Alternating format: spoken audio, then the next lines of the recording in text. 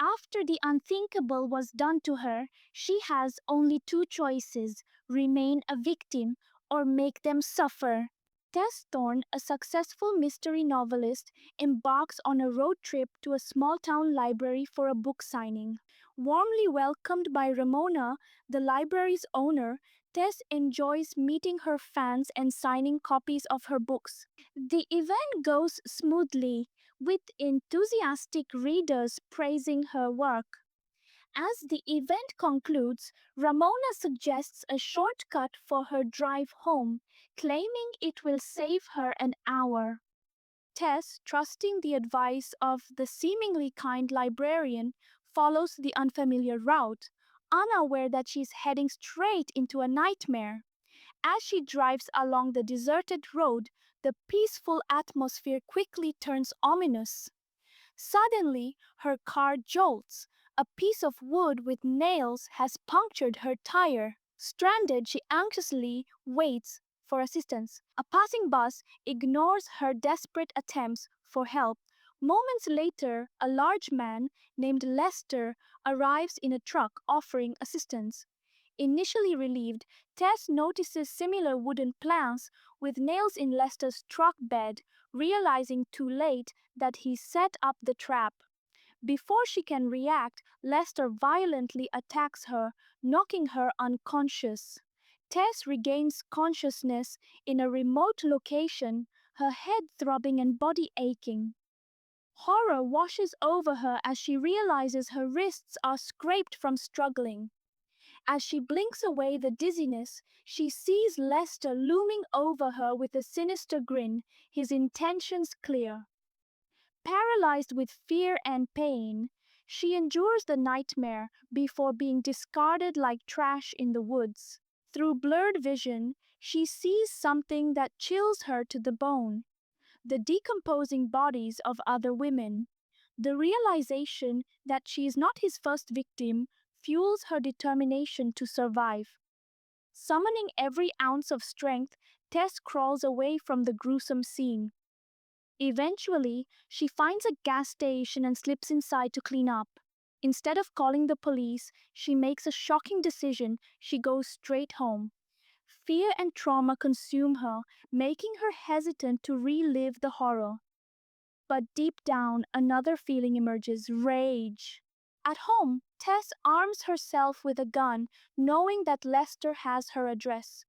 As she processes the ordeal, her mind races with questions. Why had Ramona sent her down that road? Was it truly a coincidence? Digging deeper, she discovers that Ramona had deliberately guided her to the shortcut, setting her up for the attack.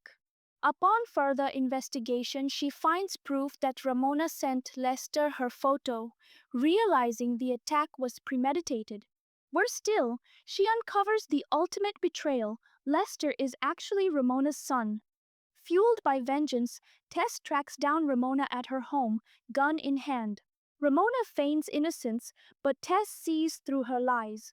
Ramona's voice wavers as she pleads for mercy, but Tess remains unmoved.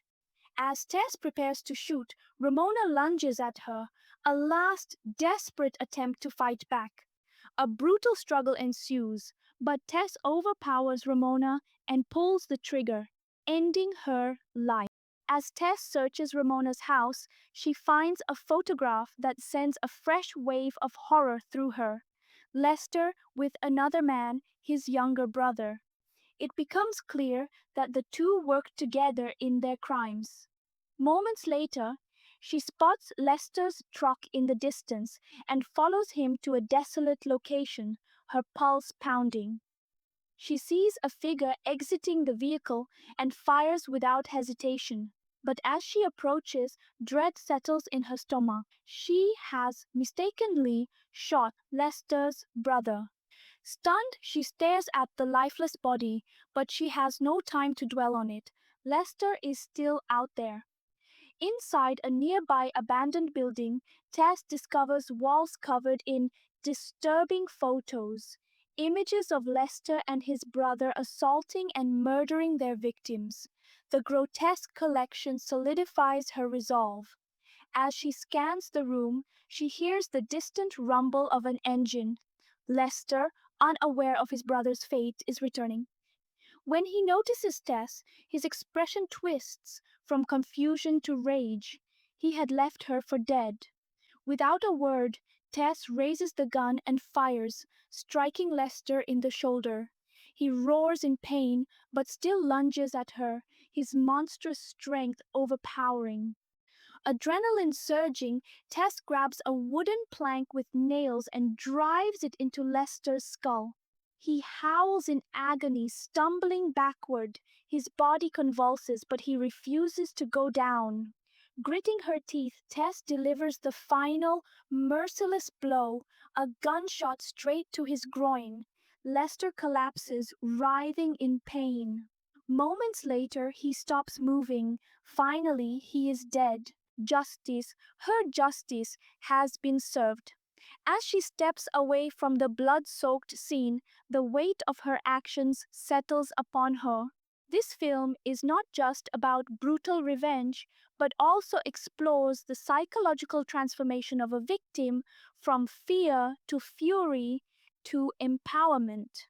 Do you think Tess made the right choice by taking matters into her own hands, or could she have handled it differently?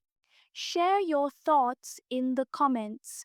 And if you enjoyed this summary, don't forget to subscribe for more.